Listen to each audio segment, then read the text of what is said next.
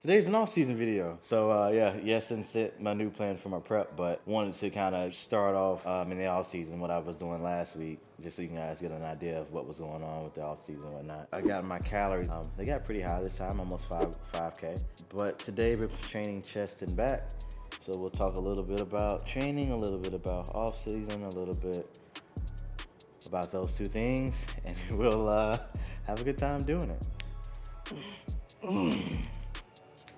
Come on. Calf day. So guys, if you want to grow your calves, use Arnold's principle, or that's where I learned it from. Arnold's prioritization principle. Meaning you want to start with the muscle you're trying to grow. It's probably a good idea.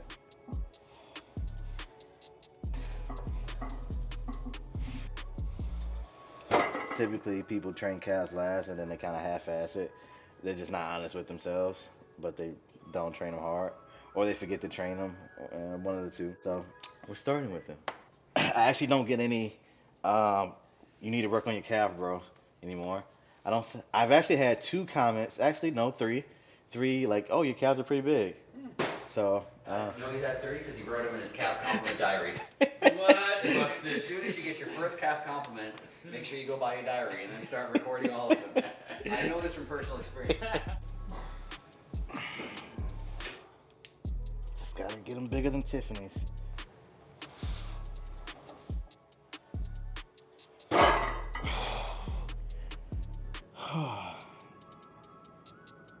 that feels good. For ab training, this is something a lot of people miss.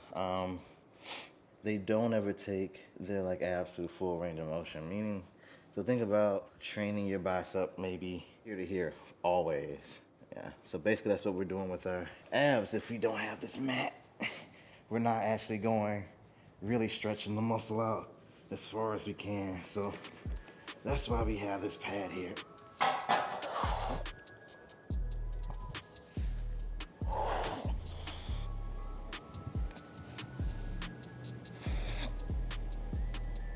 Progressive overload.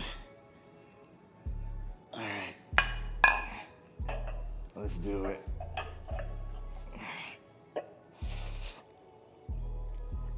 Yep, not a whole bunch of reps there. You train your abs like every other muscle if you want them to grow.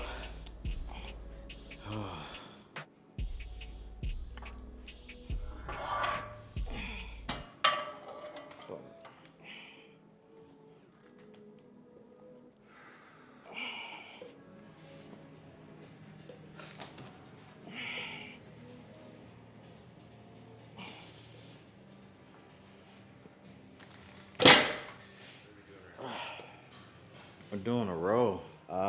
This one's pretty cool. This is called a Magnum row. It's cool because it's one of the few rows that actually diverges. So a lot of people hear about converging machines, so things that come closer together, like chest press, shoulder press. This actually does the opposite. So when you get some decent lats, you don't get stuck here. You can actually go all the way back, which is really, really nice. And it's okay if you don't have this one. Just do a seated hammer grip row. It'll be okay. And you're supersetting this With Pec Deck machine, yeah. So it's a little bit of chest and back. We don't need quite as much chest, so we do not as much chest.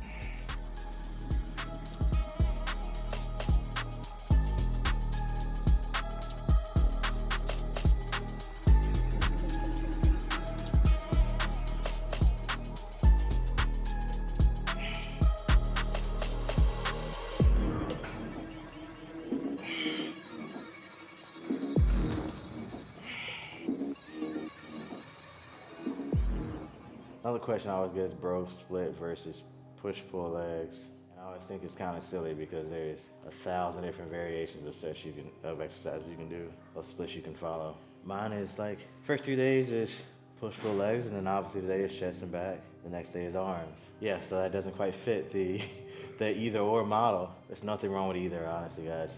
When you're trying to develop a split, think about what you need to improve. And if you don't know what you need to improve, then it's probably everything. And if it's probably everything, it really doesn't matter all that much. Typically for newer guys, I say push pull legs. But if you want to do a bro split, go for it. You'll still be gaining muscle. Hey guys. But yeah, that's That's my tip, bro split versus push-pull legs. Whatever you prefer.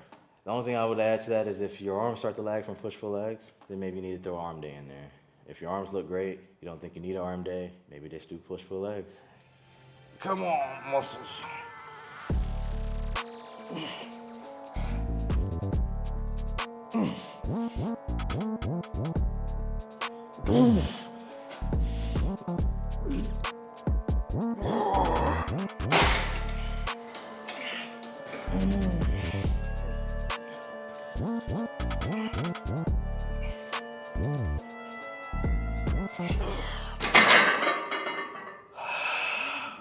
Oh my God. So hard on the chest. That weighs more than me.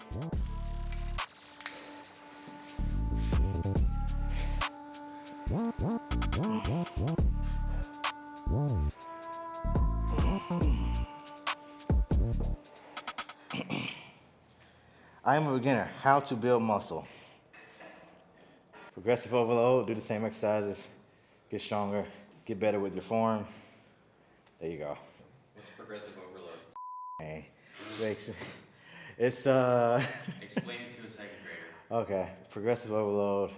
You can progress a couple of different ways.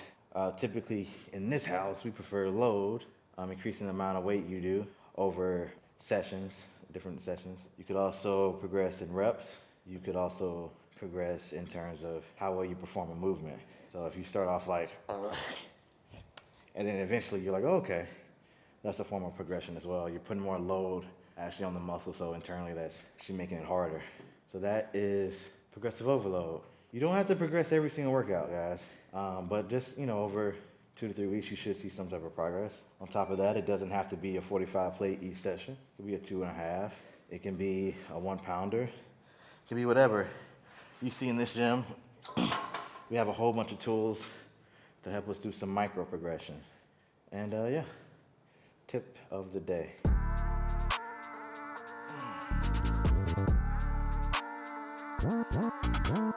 This is called a Y raise. Why? Because it makes a Y. This is Joe's thing. This is my thing. It's a Joe raise. Yeah. Right, Terrence? Well, just make sure you point your head at him because your microphone is not recording. I'll speak in his neck. Yeah, there we go. Hey guys, here's why this is great. But basically, we're pulling this way. So if you just imagine the hinge right here, everything on that side of the hinge in opposition of the cable can work. So probably side delt working the most, but some are front, some are rear working as well too.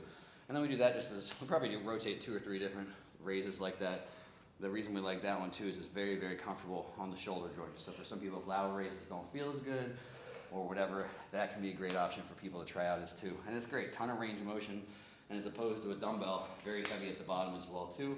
Tension all the way to the top, so just a nice option. And people say, you don't have to have cuffs, you can use handles.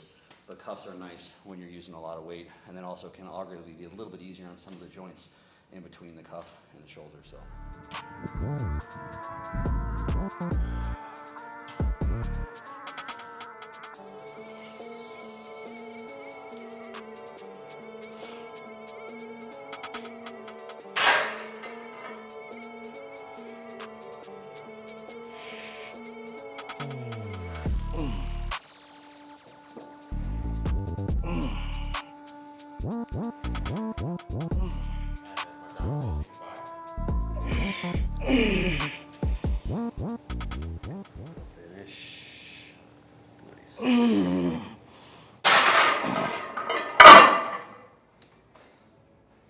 Getting strong sucks. All these damn plates on here.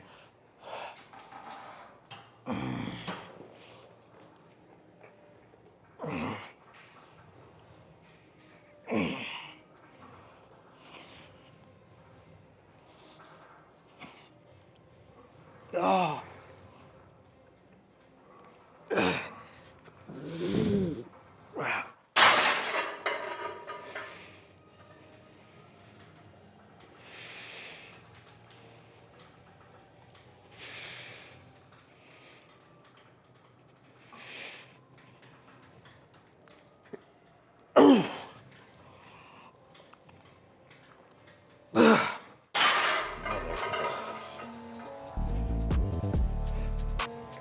Come on, lads.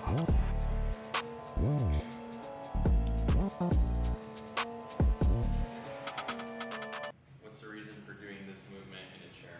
Imagine alignment. So it's a different angle. So you can bias a different position of the lat. A little bit more in the length and range than the shorten range. And it's more stability, which I like. Anytime you have to focus on less things, the more you can output, you know, in that particular muscle. The more you can focus on that particular muscle.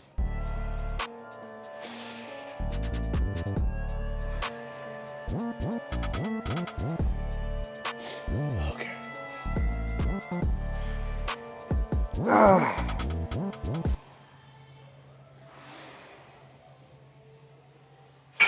That's all, folks. All right, let's see. Starting point of the prep. This is for all my Brazilian bodybuilding news networks. They're gonna. To the vein.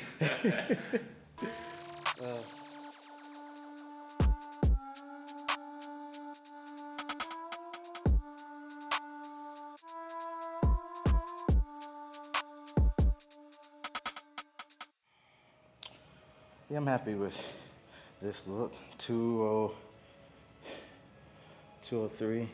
I got abs. I don't feel like I had abs last time I was at 180 something. When I first got back.